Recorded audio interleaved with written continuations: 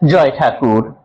শ্রী শ্রী রামকৃষ্ণ পুঁথি দ্বিতীয় খণ্ডের অন্তর্গত পুরী প্রবেশ এবং রানী ও মথুরের সঙ্গে পরিচয়, এই অধ্যায় থেকে আমাদের পাঠ চলছে। বিগত আমরা 8 দিন যাবৎ এই পাঠ করে চলেছি।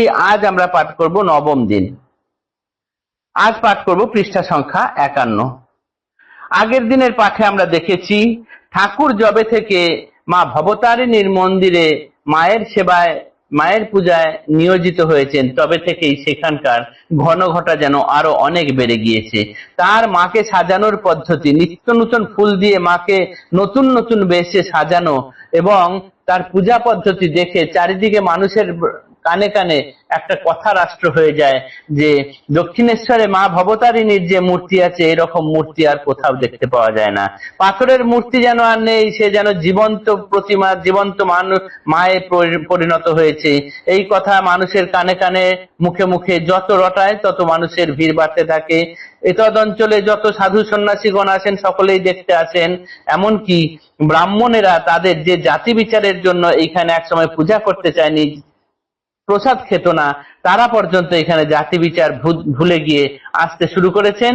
এবং যারা ভক্তরা আসছেন, সে কে, সে কোথা থেকে এসেছেন, সমস্ত কিছু ভুলে যেতেন যখন এই মাকে দর্শন করতে আসছেন।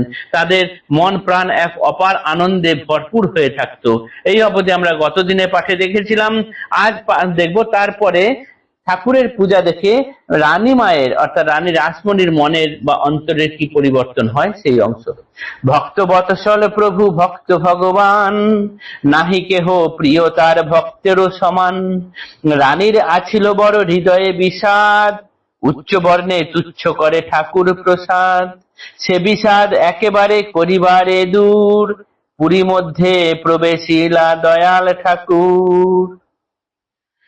ঠাকুর হচ্ছেন ভক্ত বৎসল এবং ভক্তগত প্রাণ। এই ভক্ত ছাড়া তার কাছে আর এমন প্রিয় কোনো কিছুই নেই। সেই জন্যই রানী ছিলেন কৈবর্ত জাত, তাই উচ্চবর্ণের মানুষরা তাকে তুচ্ছ করে এবং তার দ্বারা প্রতিষ্ঠিত মায়ের মূর্তির পূজার যে প্রসাদ, সেটা পর্যন্ত উচ্চবর্ণেরা স্পর্শ করতো না, খেত না। মাকে দেখিয়ে বাকিটুকু গঙ্গা জলে ফেলে দিতেন। এই জন্য রানী মায়ের খুব মনে একটা দুঃখ ছিল। এই ঘটনা নিবারণ করার জন্য ঠাকুর এবার মন্দিরে এলেন।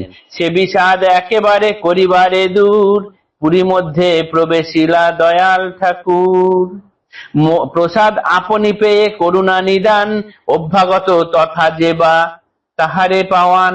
তিনি কি করলেন, মায়ের প্রসাদটা প্রথমে আপনি নিজে নিলেন, তারপর যারা অভ্যাগত সেখানে হাজির আছেন তাদেরকে দিলেন। ব্যাস, তার ফলে কি হচ্ছে, তারা কেউ মানা করতে পারছে না, নিষেধ করতে পারছে না। পূজারী নিজে প্রথম প্রসাদ গ্রহণ করছেন, তারপরে সকলকে দিচ্ছেন। তাই কারোর কোনো কিছু যে অতি নিষ্ঠাচার, তাও তার বিচারও এখানে খাটছে না। নিষ্ঠাচারী তাহারাও বিচার না করে, প্রসাদ উঠায় খায় অতি ভক্তি ভরে। এইভাবে ঠাকুর এই ঘটনাটাকে পাল্টে দিলেন। যারা অতি বিচার করতেন তারা অতি ভক্তি ভরে এখন সেই প্রসাদ খাচ্ছেন। শ্যামা ভক্ত রাসমণি শ্যামা ভালোবাসে, দেখে শ্যামা নিরুপমা পরম হরিষে। মা রানী রাসমণি শ্যামা মাকে খুব ভালোবাসতেন। এখন এই শ্যামা মায়ের সকলে ভক্ত হয়েছে দেখে রানীর খুব ভালো লাগছে মনে। কালী মাতা বিভূষিতা করি দর্শন, কত যে আনন্দ তার নাহি নিরূপণ। বেশকারী প্রভু বেশ তাহার রচিত, দেখিলেই হয় মুগ্ধ মন প্রাঞ্চিত। ঠাকুর নিজে একজন বেশকারী, অর্থাৎ তিনি ড্রেসার, তিনি ভালো পোশাক পরাতে পারেন। তাই তার নিজের রচিত বেশ বা বেশভূষা বা আভরণ, সেই দিয়ে তিনি মাকে এত সুন্দর করে সাজাতেন। সেই আভরণে সজ্জিত মাকে যিনি দেখতেন, তারই মন প্রাণ এবং চিত্ত সব কিছুই মুগ্ধ হয়ে যেত। এই দেখে রানীর ঠাকুরের ওপর যথেষ্টই ভক্তি আরো বেড়ে যায়। জনমে রানীর ভক্তি প্রভুর উপরে, পরাণ পরাণ প্রতিমা শ্যামা সুসজ্জিত হেরে।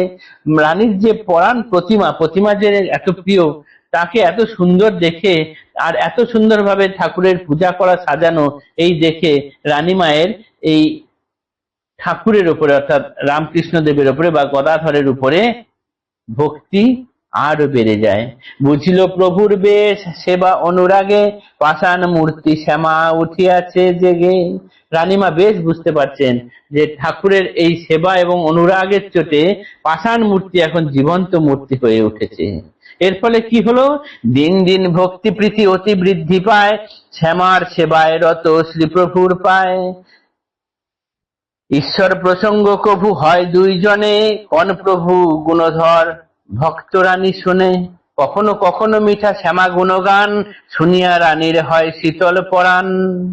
শ্যামা শ্যামা গুণগান প্রভুর বদনে, কি মিঠা সে জানে যে বা শুনিয়াছে কানে। মধুর সুস্বর কিবা নহে বলিবার, পিক অলি বিনা বেণু একত্র ঝংকার। দিব্য ভাব পরিপূর্ণ মাখানো ভিতরে, শুনিলে পাষাণ মন দ্রবীভূত করে। কিবা আভা শোভাপুল্য বদন কমলে, আজন্ম পাষণ্ড যে বা সেও দেখে ভোলে। মায়ের এই সুন্দর সেবাতে ঠাকুর যেন জেগে উঠেছেন এবং এই প্রসঙ্গেই রানীমায়ের সঙ্গে ঠাকুরের মাঝে মাঝেই কথা হতো।